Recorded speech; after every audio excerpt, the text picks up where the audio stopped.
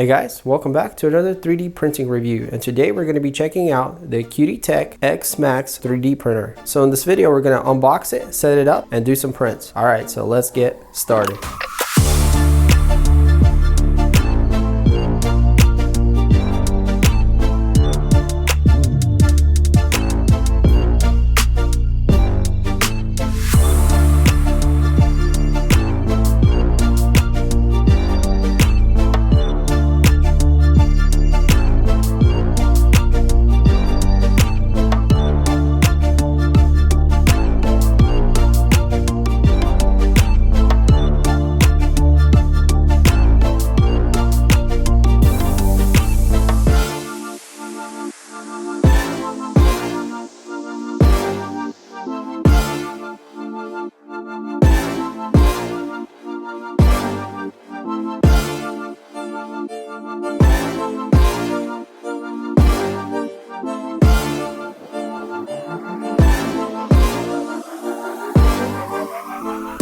Alright guys, so the X Max here comes in this really large box. So this is probably one of the biggest boxes I've had on this table, and you can kind of see how large it is compared to that plant if you've been watching the videos. But not just that, but the weight of this thing is 110 pounds on the shipping label, so definitely large and heavy.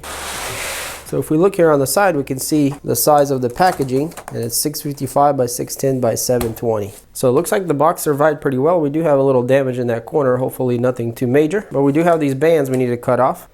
And because of the weight, these bands really help with keeping the box together so it doesn't rip apart. Alright, so let's see, where do we start? So this appears to be like a normal box with flaps on both ends, so let's go ahead and flip it over. We're going to try to get it out by opening the bottom and then pulling the box out. Alright, so it looks like we have hard styrofoam, and I guess for this weight you really do need it. And it does say Max here on the bottom of it. Alright, flipping it back over.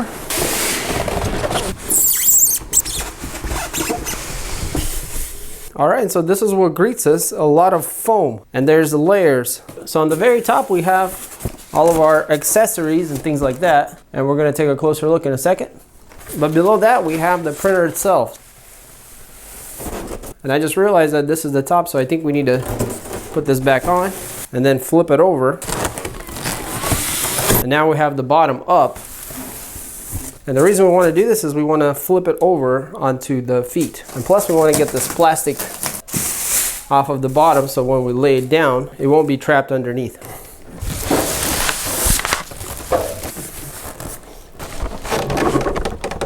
Alright.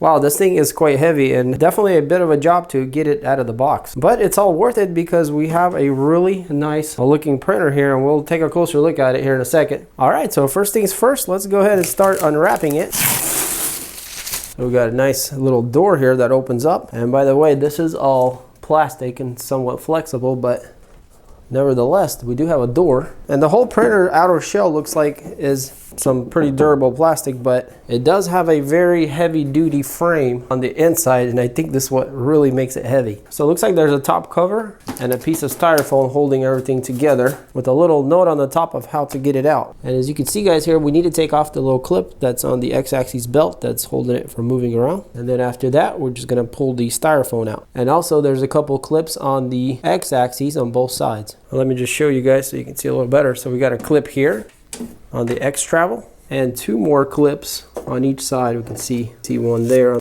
the Y and the other one right there also on the Y. Take this tape off the top, move the hot end to the side, and these will just come out. Well, I guess we're also going to need to cut these straps, so let's go ahead and snip those off. And they are going through the handle here on the side. They do pull out to the inside here. Same thing for this side, pull them out to the inside. And now we can move this forward, and this piece of styrofoam comes out. So now we can take out the clear hood that goes on the top.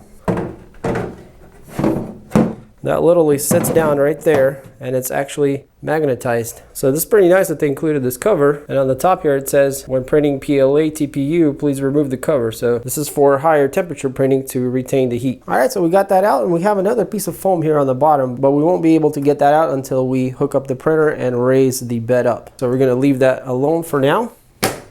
So let's go ahead and check out what's in this tray that was on the top. So we get some paperwork, a little thank you note, some more information about the X-Max, a few things in this bag, a little leveling card, a guide on how to get started and operate the printer, another thank you card, frequently asked questions with quite a nice chart of showing what temperatures you should print at for the different kind of models that they have, and a lot of great tips of how to level and some problem solving with printing and things like that. So very cool. So they got a lot of good information in here. But also looks like we get a build plate, and it is the flexible sheet that's very thin, and it looks like this part, the black, is metallic, and then we got the build surface on top of that. Very nice. And this is an extra one because there's one already in it. All right, so also in the tray we got the Ethernet cable, and that's to connect directly to a network. We got a pretty cool looking spatula, and it is sharpened. Very nice. Looks like some parts to a spool holder, and I think this printer has a dual style spool holder. You can have one spool on the inside, and you can also hang some spools on the top. So I think this is the inner one. Here we have a piece that's part of the outer spool holder. So this is going to sit on the top, and we're going to look at how this works in a second. But you put your spools in here, and then you set this on top. So this is the external spool holder. We do get a full spool of PLA in this red color we have, and it is Qidi Tech branded. Very nice that they include a full spool. So here we have a box that says power cord, and that's all that's in there. And it does have a pretty decent length. It looks like about 4 feet or so. So here we have another box that came with some instructions, and this is actually an addition to this printer, which includes a high temperature extruder. So if you were going to print something extremely high temperature, you could change your extruder to this more extreme one, and this is what it looks like. We can see the hot end has like a pretty special nozzle made for high temperature, and I think just the whole thing is built to withstand high heat.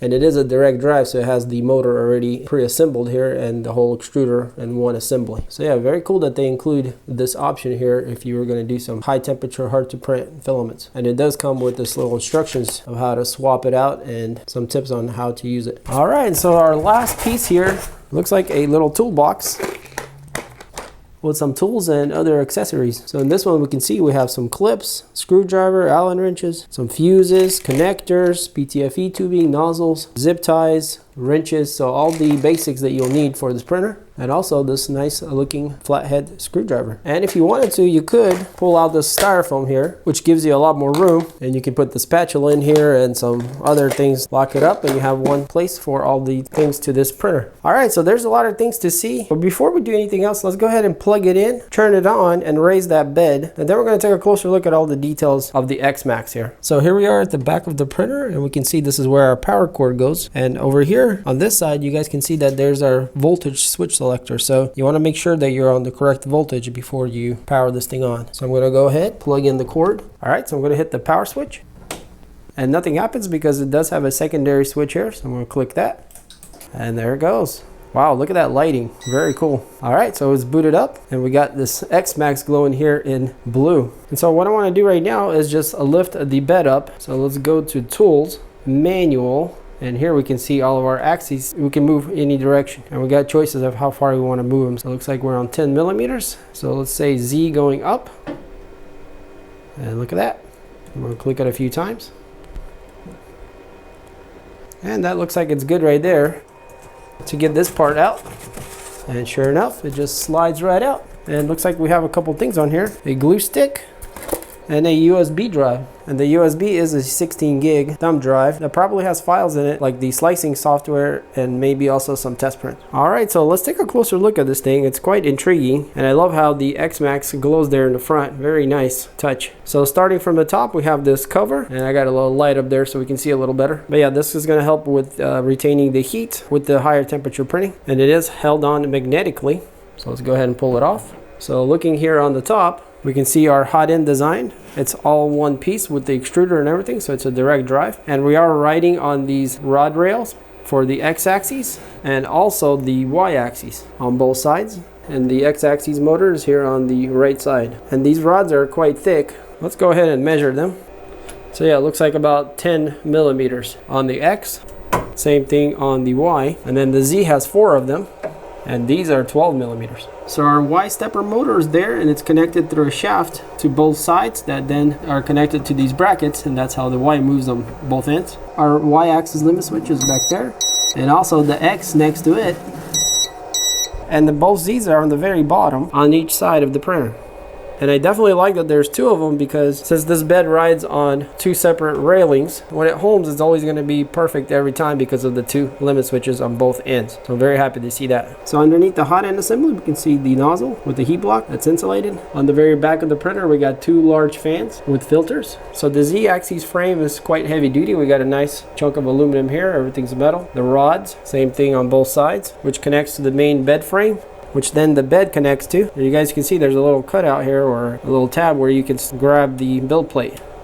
And as we saw earlier, that's a really thin sheet that's magnetic, and this is what the bottom of the bed looks like. So we got a really thick chunk of aluminum, and it appears to be a bunch of magnets bolted down to it. The bed is heated, but it is not insulated, and we can see the power socket that comes to it. It is strain released. So going underneath, we can see we have two knobs up front and only one in the back, which is quite an interesting design choice. I usually prefer the 4 corners, but sometimes these 3s work just fine. So going down, we can see we have the dual Z-axis motors and the coupler sticking out, and the motors are actually underneath here. And also, I don't know if you guys can see, but we got a chain going up that's carrying all of our wires inside. So it does have a nice clean look in here. So yeah, overall very rugged and heavy duty. And you guys maybe can see we have really heavy gauge steel on each corner of the printer, which builds this really strong box. But the printer shell itself is mostly plastic, including this door, but the door is magnetic, has little magnets, stick, and it stays shut. And we got the logo here. So going down, we can see we have the Ethernet port and the USB port, and this is where we're going to plug in that thumb drive that was included. So going to the left side of the printer, we got a nice large X with some cautions on the bottom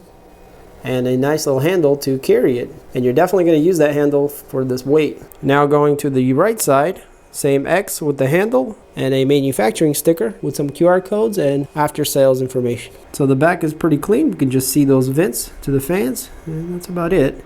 Now on the very top, we can see here, this is where the spool holder is going to go. And so there's these two arms that pop out, and if we just simply pull on them, it's going to lock in place, and there's our little tab to unlock it so we can lower it back down. So you can see it kind of protrudes up. Same thing for this side. And now we've got the top spool holder out. So there are a couple clips here that you still have to pull up, and they open up like that.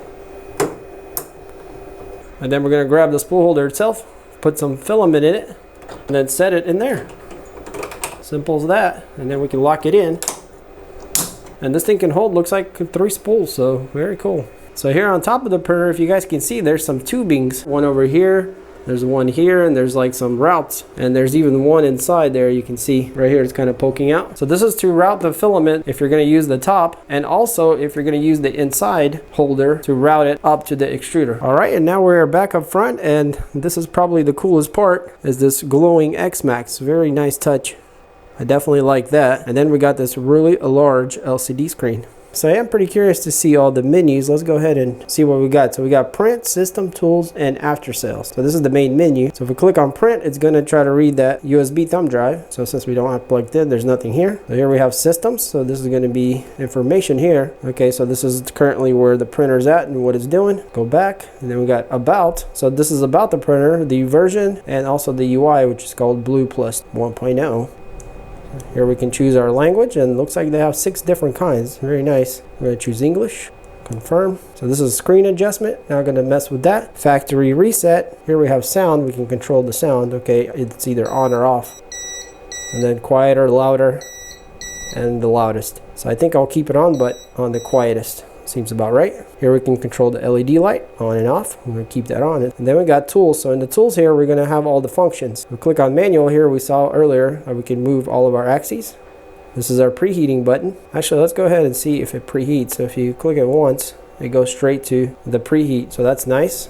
Filament. So this is where we can control the extruder. Internet. So this is how you can connect to your internet. And I think this requires the Ethernet cable connection. Okay, so you can toggle it between Wi-Fi and the cable. Oh, very cool. Then we got the leveling. We got fast leveling and normal leveling. We'll explore that in a second. Stop. So this is going to stop everything from what it's doing.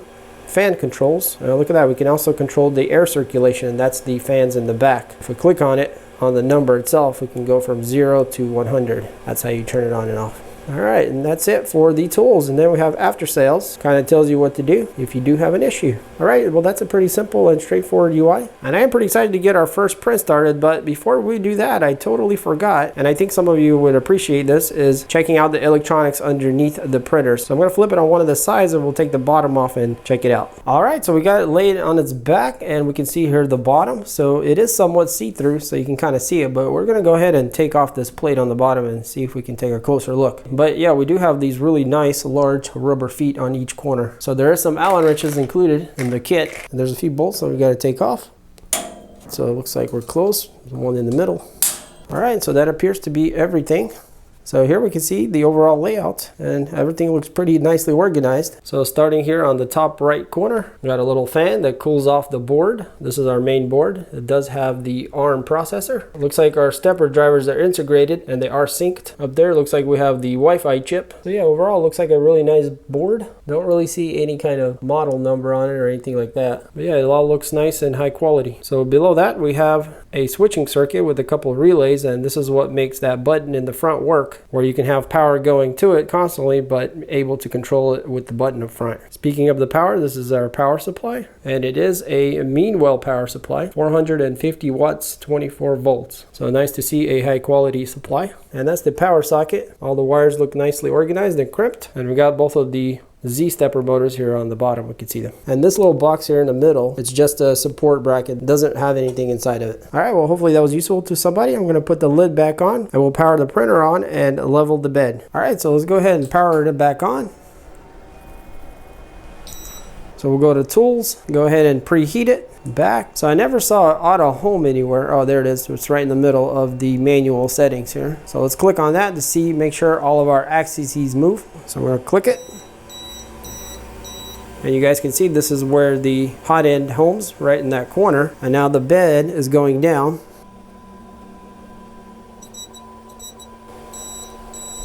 All right, and it's all homed now. So the next part we need to do, and it is preheating right now. So let's go to leveling, and it's gonna say fast or normal. And the fast is recommended, so I guess we'll go to fast. Okay, so it's doing something. It looks like the bed's going up. All right, now the hot end is moving and we can kind of see it here.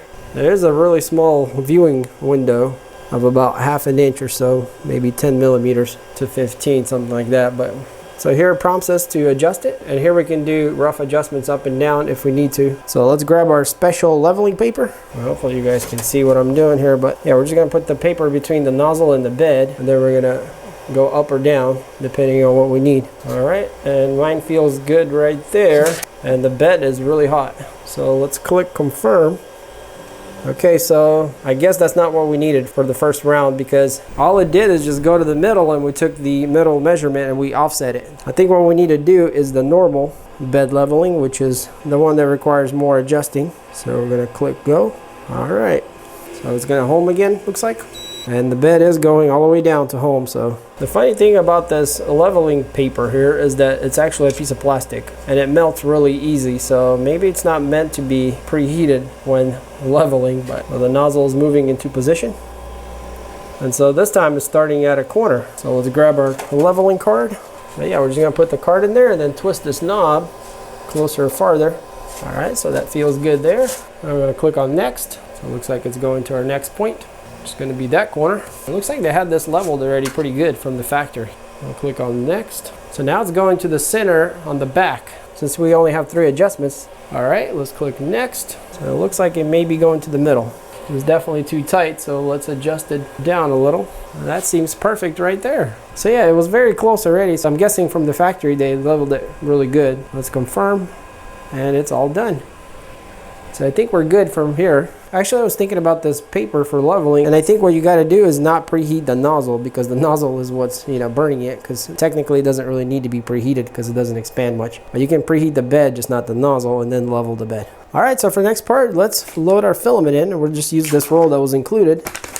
We do have a pretty nice red color here. So all we got to do is unclip this thing, grab the roller, and then put our filament through it. But as you guys can see, we can fit 2 more spools on here, so I'm gonna go ahead and put a couple in there.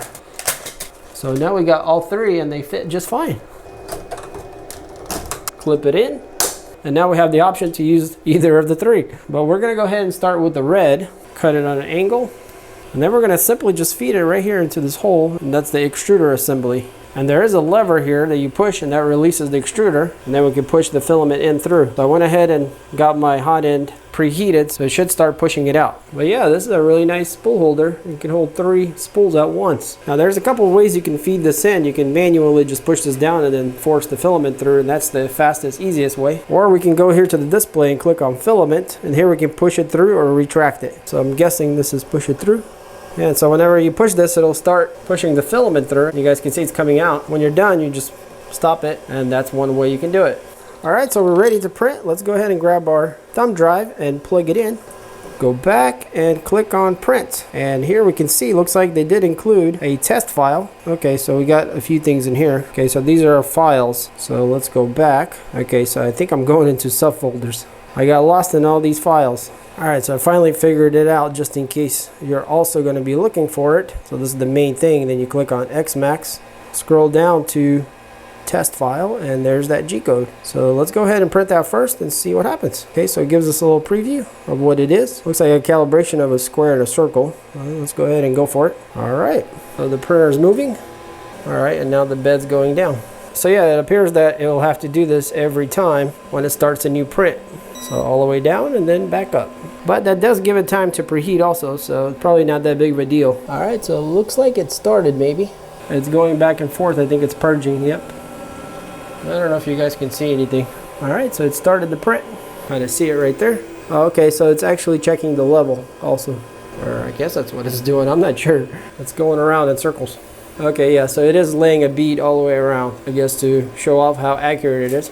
Because so far it looks very accurate. Alright, as it's doing its thing, let's go ahead and check out this menu. So we have a picture here, it shows us what we're printing, the bed temperature, the nozzle temperature, the speed that it's printing at right now, the time passed since we started, and the estimated time that it'll take to finish. So this print looks like is 1 hour and 27 minutes. And then under the picture here we have a progress bar to 0%, the file name that we're printing, and then we have hot buttons, pause, stop, and options here. So let's click on options. So we can control the speed, the heated bed, the nozzle, the circulation, those are the 2 fans in the back, the turbine, so I'm guessing that's the fan, the flow rate, and the light on and off. And also here we have an auto off option, and if we enable that, it's going to turn off after it's finished printing. And that's one of the capabilities of having this extra power button here with that circuit, is that it's able to shut itself down when it's finished. So let's click on the nozzle, and you have to push the buttons itself, or the numbers. And here we can adjust it to, well, I guess I gotta delete that first.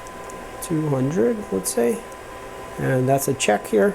And now it's 200. So yeah, pretty intuitive and good controls here as we're printing. And speaking of printing, we are printing, but it's so hard to see here, even with this light. Let's see if I turn it off, if that helps. Okay, yeah, maybe it does a little bit. But in any case, it's a really small sliver to look through, and it's boogieing away on the test print there. And the printer does seem to have the silent steppers, but it does make quite a bit of other sounds. I'm gonna close the door here. So I got a little quieter, but let me get the microphone.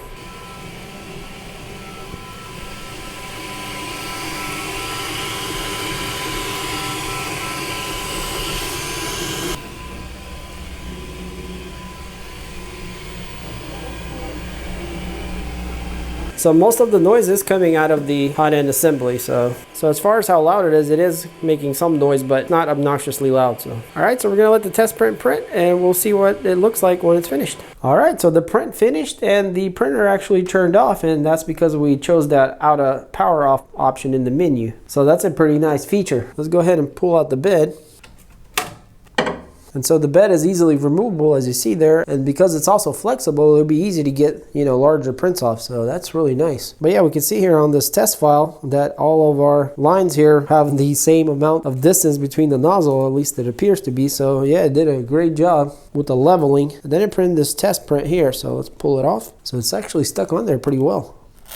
But it does pop off, and this is what it looks like. So we got a square part on the bottom and then the round on the top. So overall, it looks really solid. It's a little hard to tell here on this red color, but if you guys look at the reflections, they're nice and uniform. Alright, well, everything seems to be working and functioning. So I think for the next part, we can go to the slicer and maybe slice some of our own test files, like a calibration cube and a benchy, and print that in silk black so we can see a lot better how the layers go down.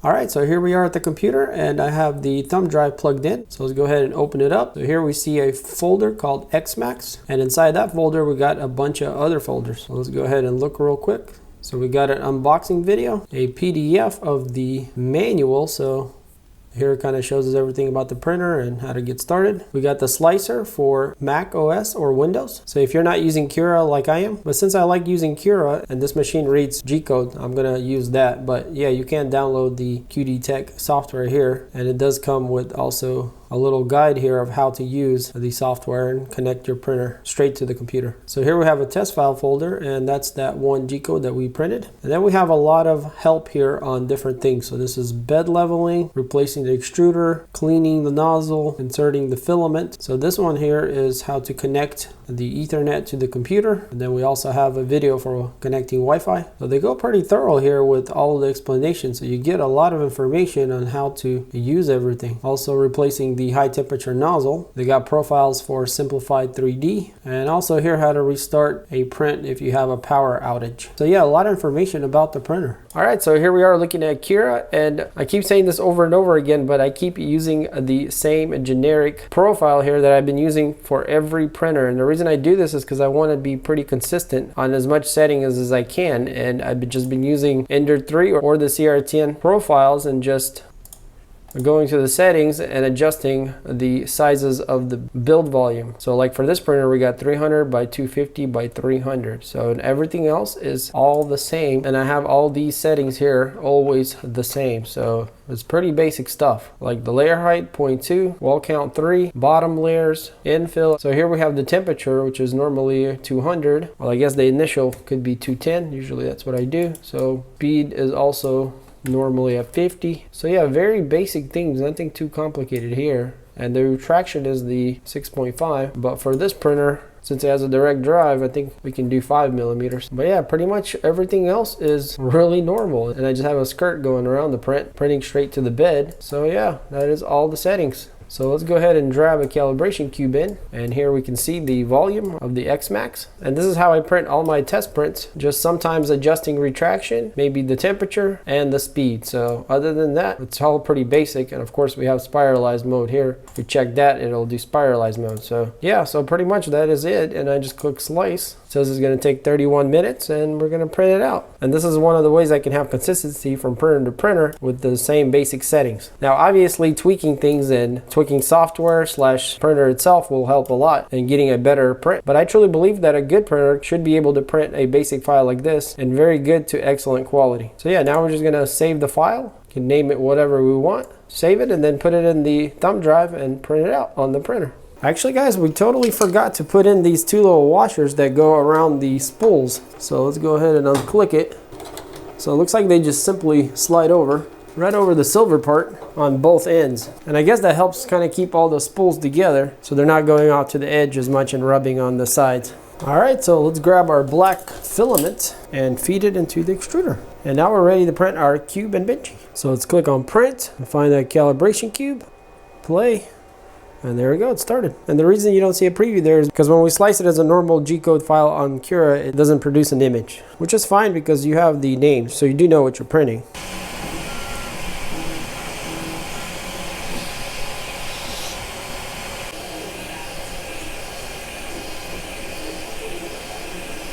All right, so we got the calibration cube and the benchy all printed, and I'm pretty excited to show you guys the results. Let's go ahead and start with the calibration cube. So let's start here with the X. So we can see that the layers are sitting really nice, but we do have some ringing on the X axis, and we can really see that there. So this is the Y wall.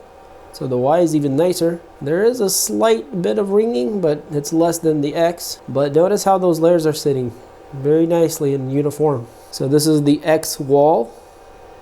And the Y wall, also very good. The bottom and the top.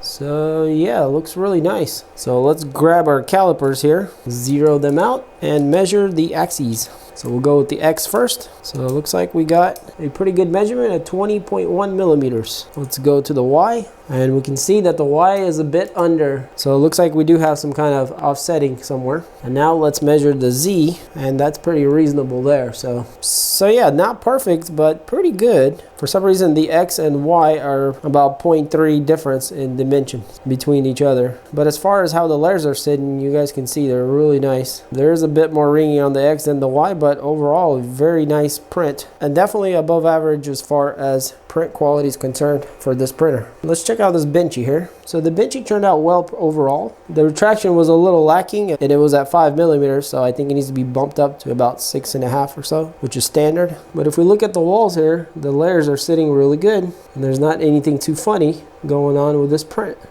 On this other side here, we can see some ghosting right here, just a little bit, or ringing, and also over here, but it's ever so slightly, so not bad at all. And if we look at the walls up here, it did okay. We can see here where there's a lot of retractions happening. For some reason, it didn't print as clean as it could have. Same thing on this side. Good cooling. You can see that in the windows. The top looks great.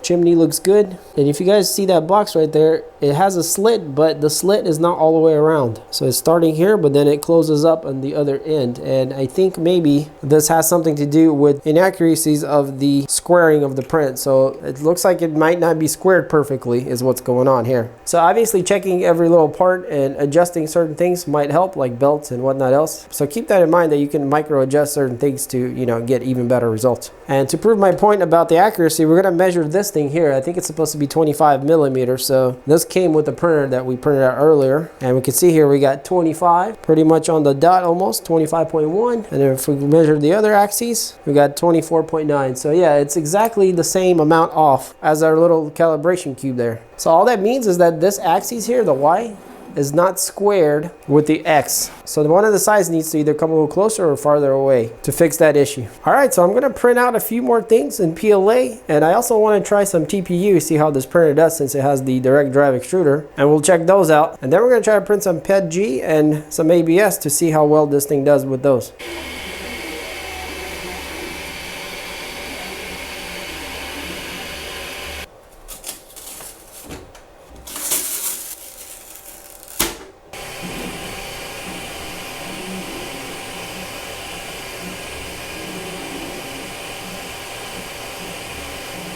All right, so we printed a few more things here in PLA and also TPU. So let's go to the TPU first. So I decided to do a benchy since, you know, it's pretty challenging. And the TPU I used for this is actually a pretty low quality, pretty much useless filament. But to my surprise, this printer still managed to put it down really nice. So I bought a really bad roll of TPU. I think I just got a bad batch or something. But yeah, but surprisingly, it, you know, still turned out and actually looks really good. And you guys can see that it's TPU. I can bend it, obviously, in the chimney here. I think if I bend it too hard, it'll probably rip. But yeah, you guys can see that it is TPU.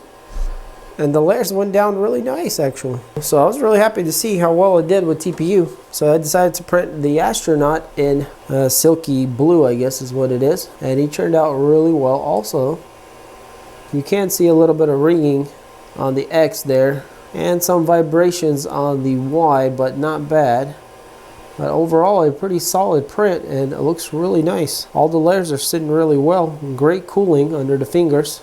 And the build plate on this printer is just amazing. It grabs to everything. So on the helmet, you can see the reflection. And just a really nice looking print. So yeah, pretty darn good. So here I have a bearing, and I like printing this because this is a mechanical part. It actually moves. And it shows, you know, if the printer is capable of printing accurate tolerances between parts. And to my surprise, the bearing actually turned out and it spins. Now it is not perfect because it spins easy half a turn, then the other half it kind of struggles a bit. And I think the reason for that is because it's not squared completely. But nevertheless, it's still printed. It did need a little persuading of breaking it loose. I just stick a wrench in there and turn it. But still, as you guys can see, it's very capable. And here we can see the walls. The layers are definitely sitting really nice. Now for the last print in PLA here, I went ahead and did the vase. And this is in spiralized mode, and it is the full 300 millimeters tall. So this is as tall as this printer can print, which is a very nice size. And actually, end to end is about 210 or 15, something like that. So it's, you know, about the maximum what this printer can print in 2 axes. But yeah, the bottom stuck excellent. And as you guys saw there, it peeled off really easy. And if we look at the layers, they're sitting really nice. So the little boxy patterns you see, that's just from scaling the vase. But the more finer details, that's from the printer. But yeah, an excellent print, guys. So I really like how this came out. Not only that, it's strong. Like if I push it together, it doesn't break.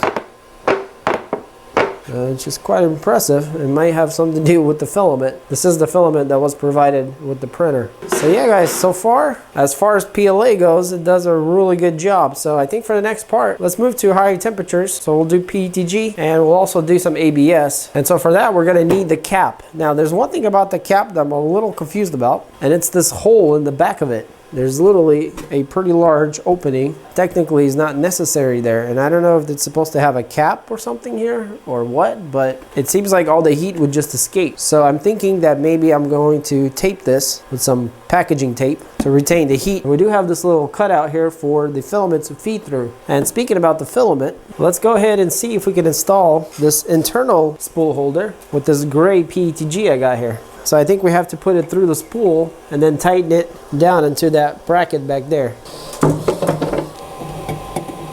And screw the spool holder on. And that's it. Now our spool's inside. Now we just got to figure out how to get our filament to the top of the extruder. Now there is a little tube right here that I think this goes into.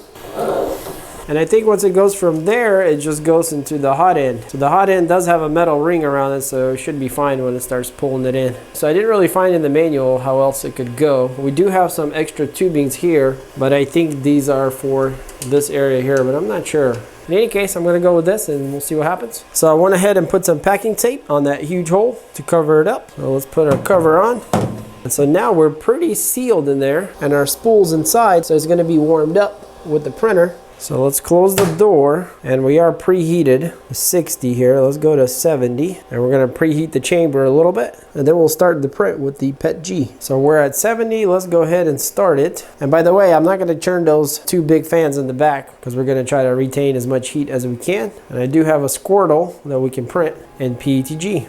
So it might be a little hard to record it because, you know, everything's closed, but once it prints down a little bit, we'll be able to see it a little better, and we'll take a peek at it. So I do have this infrared thermometer. The display on it's kind of messed up, but we can kind of see it. But I'm going to go ahead and take a temperature right now.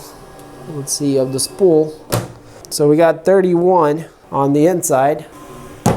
And it looks like about 66 on the bed. So this might be a little bit inaccurate, but we are retaining some heat, and I can feel this thing is getting warmer. So as time passes by, I'm going to measure it again and see how hot it gets. And we are printing at 0.2 millimeter layer height, 50 millimeters a second on speed, with 70 on the bed and 220 on the nozzle. I'm not sure why this says 25 here. Maybe it's the combination of two axes, 25 plus 25 is 50. Well, it did flash 50 there for a second. In any case, so we're at 90%, and it's still really hard to see. There's quite a large chin right here on the door. So yeah, that's a little bit, somewhat of a design flaw maybe, because, you know, they could have left this a little bit more clear, or maybe made a, you know, thinner rim here or something. But in any case, let's take some real quick measurements of temperature.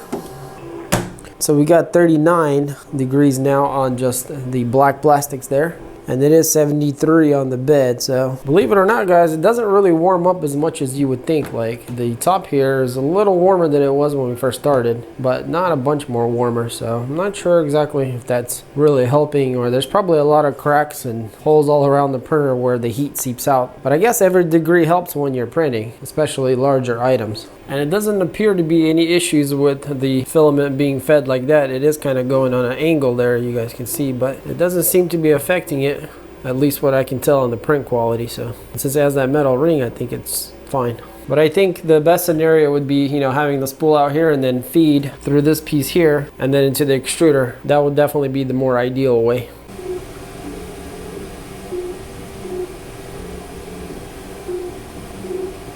Alright, so we printed both PETG and ABS. So the ABS just finished. So let's look at the PETG one here. You guys can see it actually turned out really nice. Now, one thing I did notice, not so much on this one, but the ABS one, is that we did have some snagging. But this one didn't really have any snagging. For the most part, all the layers are sitting quite uniform.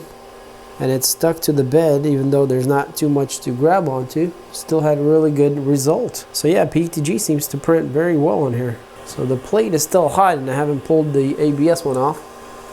Okay, popped off. And this thing's still hot to the touch. And look how well the ABS looks. Very nice. It's actually got a little bit of a shine to it too.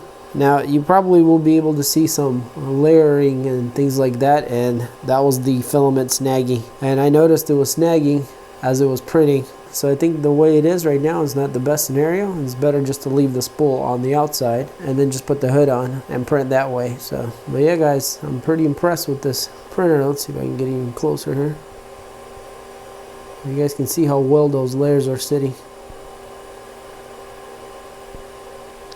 And this is ABS, so quite impressive.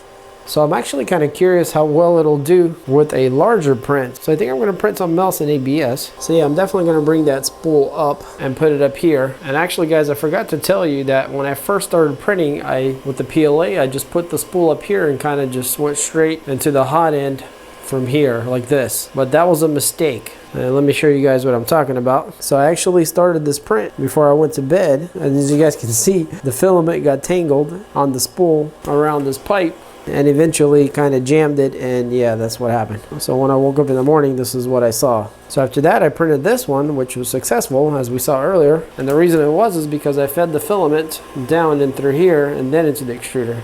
And so that keeps it from popping off the spool, because when this thing moves around everywhere like this, it makes the filament kind of go in and out a lot and makes it go over the spool. So running it through here completely gets rid of that problem. So I just wanted to mention that.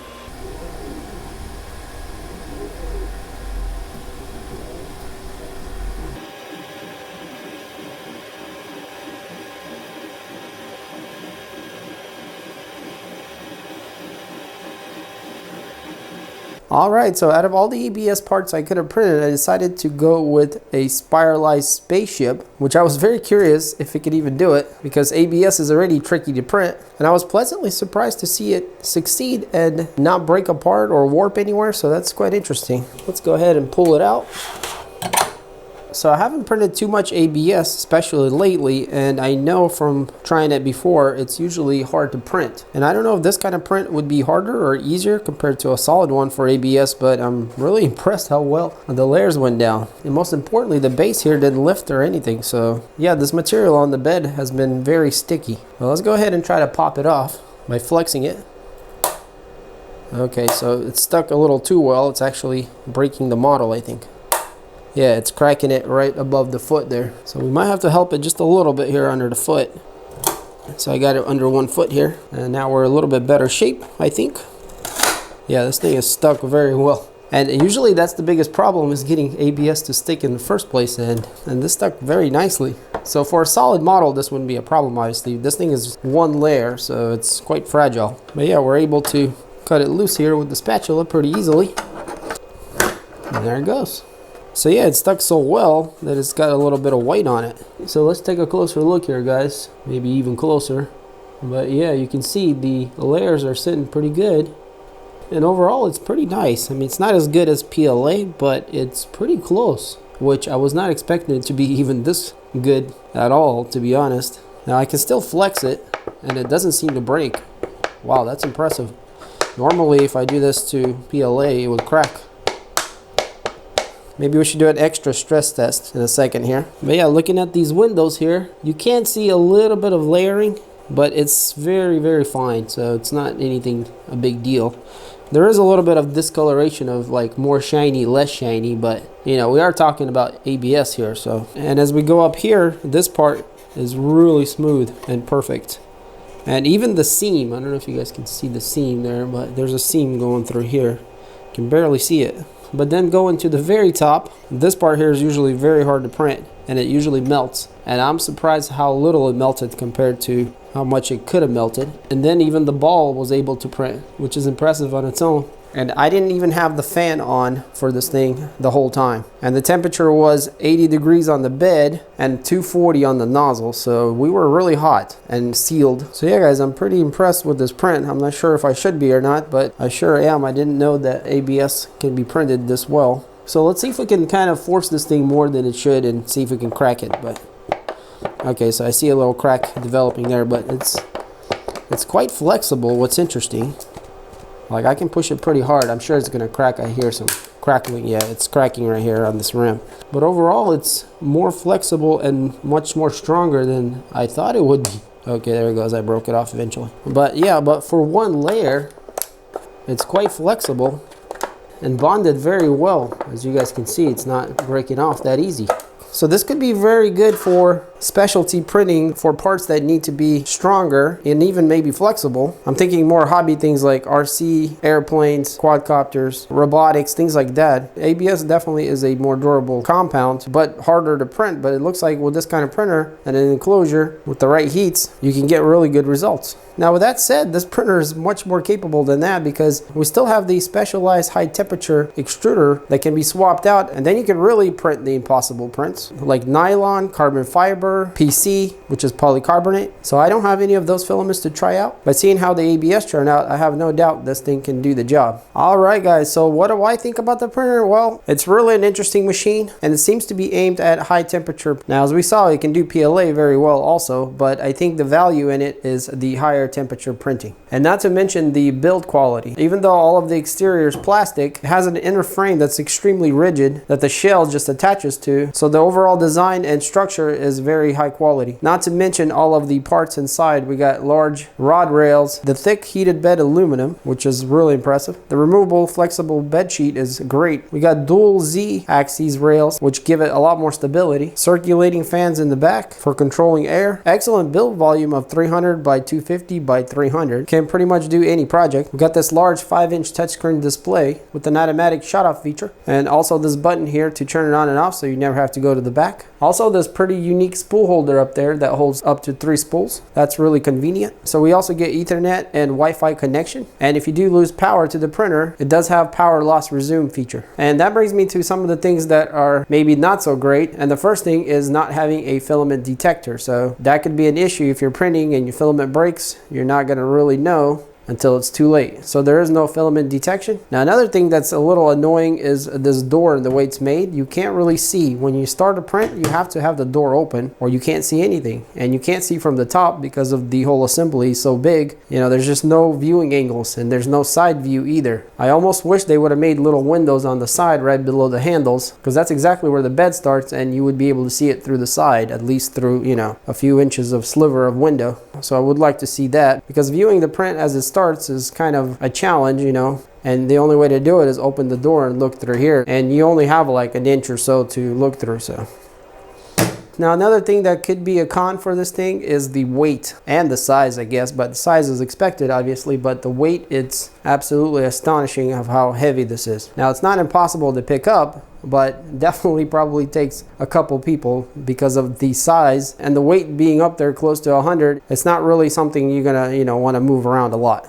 Now with all that said, I think this printer is an excellent printer for what it is, and I think Qidi 3D here did a great job on the X-Max with providing you everything you would want for the high temperature, large volume printing. So for everything this thing can do and kind of, you know, try to reach for the more pro industrial levels, I think it's a great value for what it is. And if you're interested in printing high temperature filaments and you still want reasonable cost, this printer should be on your list. All right guys, well hopefully you enjoyed this video of the X-Max. This was quite a unique printer and I definitely enjoyed taking a look at it. So if you guys are interested in this thing, I'm going to have some links in the description. Check it out. And if you enjoyed this video, then hit that like button. If you want to see more 3D printing videos I do on this channel, then stay tuned. And also check out my pretty long playlist of printers I've already reviewed. So as always guys, thanks for watching and I'll catch you on the next one.